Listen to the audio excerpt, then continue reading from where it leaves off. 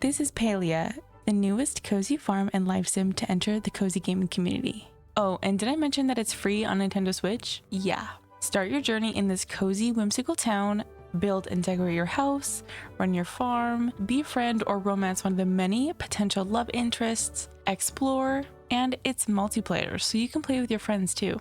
As a farm and cozy life sim connoisseur myself, I knew I had to give Palia a try. Palia is an MMO survival crafting game, and if you don't know what an MMO is, it basically stands for Massive Multiplayer Online, which basically means there's multiplayer aspects to Palia, so you're playing on a server with a bunch of people, but there's also some single player aspects, so there's a little bit for everyone. I've heard the name Palia floating around in the cozy gaming community for a while, as I believe it was released on PC about 3 or 4 months ago, but once I heard that it was finally released for the Nintendo Switch just 2 days ago, I knew I had to download right away and give it a try. Our story begins as the spiraling pink void, which we then get to select our character model from.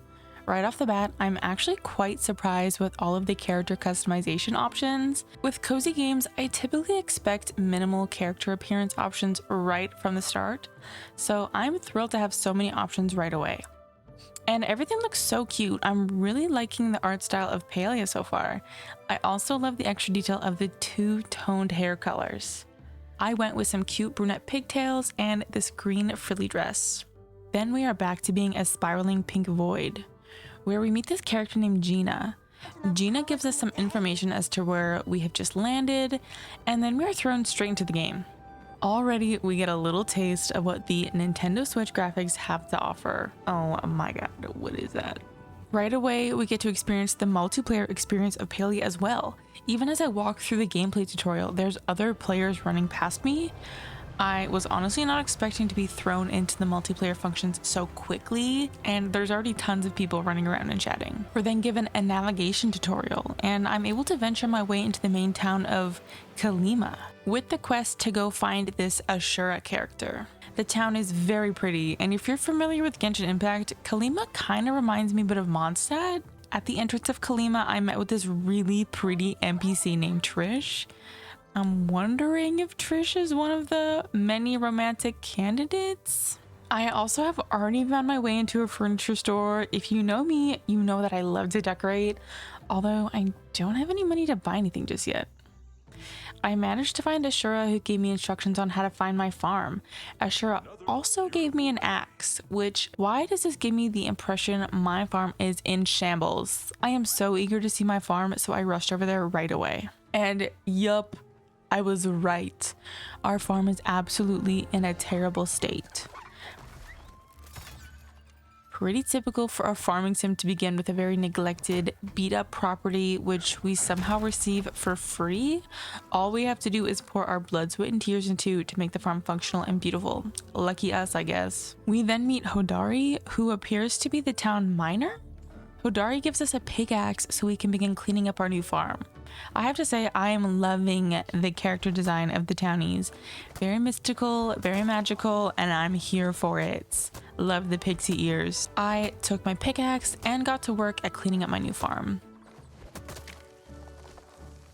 I also found a mushroom and tried my hand at hitting some rocks.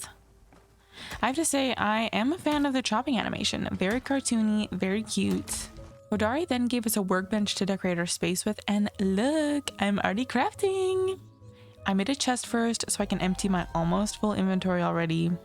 Since we're basically homeless, we crafted this makeshift tent to live in, and oh my god, this thing is huge.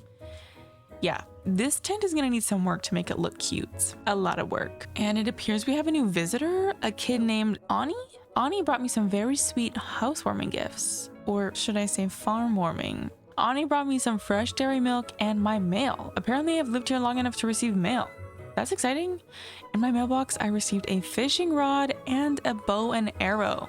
I have a feeling this might be where the money making is early game. Before Ani left, they suggested I go visit their farmer father so I could learn how to farm and how to cook my food. So let's go find Ani's dad. On our journey, I did get a little distracted by some more shopping, but I still don't have any money to buy anything yet.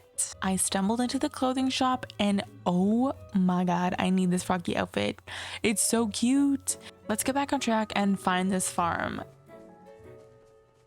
They definitely have some interesting critters here. Oh my gosh, this house is so cute. They even decorated it for Christmas. We finally found Badru, who gave us tips on how to farm. We can now officially garden. On the way back home, I did some foraging, and I had a quest to talk to Gina to drop off a strange artifact we found on the farm. And I may have dropped by the clothing shop again to see if I can figure out a way to obtain the froggy outfit. Maybe it's like Animal Crossing where I can purchase in the changing rooms. Oh, I need to purchase this with real money? Suddenly, I don't feel like I need the froggy outfit. I also decided to change up my hairstyle while I was already in the appearance menu. Honestly, I should have expected in-game purchases to be pushed in a free-to-play game.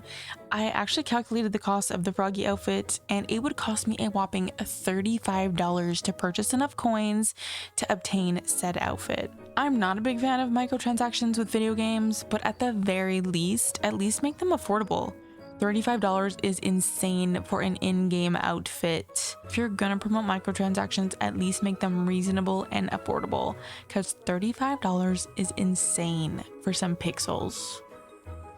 Anyways, once we were done shopping, I went to speak to the town mayor to discuss me getting a house. He sent me to go speak to Tish, the town carpenter, the pretty lady we spoke to before, to get some more building recipes. I went to Tish's house and I couldn't find her. Oh, she's in her bedroom. Apparently, we can talk to her through the door. Tish kindly gave me some crafting recipes despite my slightly awkward visit. On my way home, I saw a little river and I decided to try my hand at some fishing. I'm actually really loving the fishing animation. You have to reel the fish in between the green lines and it's super fun. Although my first try, I didn't catch a fish.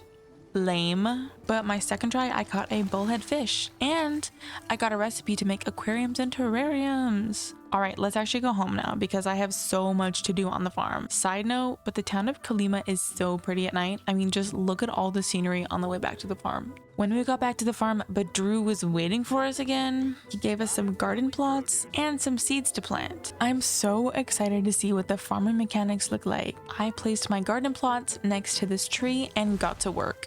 Oh, the hoeing animation is... They definitely went for realism. I don't know how I feel about it actually. I do like how interactive it is for sure. It's fun, but I can see this being really tedious and crazy time consuming if you have a ton of land to cover. Next, I planted my 8 little seeds that Badru gifted me. Crazy that he didn't give me enough to fill a whole garden plot. Then we filled our watering can and watered our new crops. I'm a big fan of the water animation. I do like how realistic and interactive this one is for sure. It's actually really fun.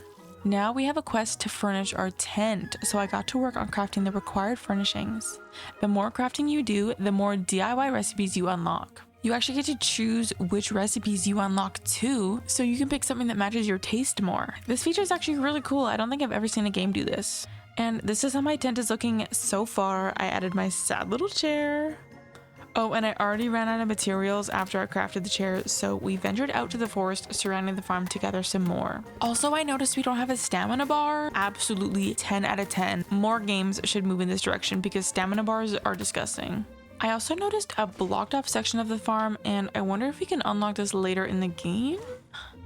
I finished crafting the necessary furniture and I picked some new DIYs as well, including a cute little wooden bed, which of course I don't have the materials for yet, but I also noticed this really cool feature where you can ask the community / the online multiplayer base for materials. This is such a cool community building feature. I didn't end up trying it out myself, but if the material request feature has worked for anyone else, let me know below. It kind of reminds me of how we can ask our Animal Crossing villagers to help with funding community building projects like bridges, but I do hope the Palia community is more generous than our villagers because they really be donating $25 for a $200,000 bridge.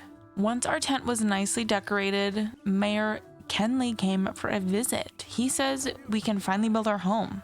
Crazy he shows up here once I got my tent all done. Like, are you kidding me? It's fine, I guess.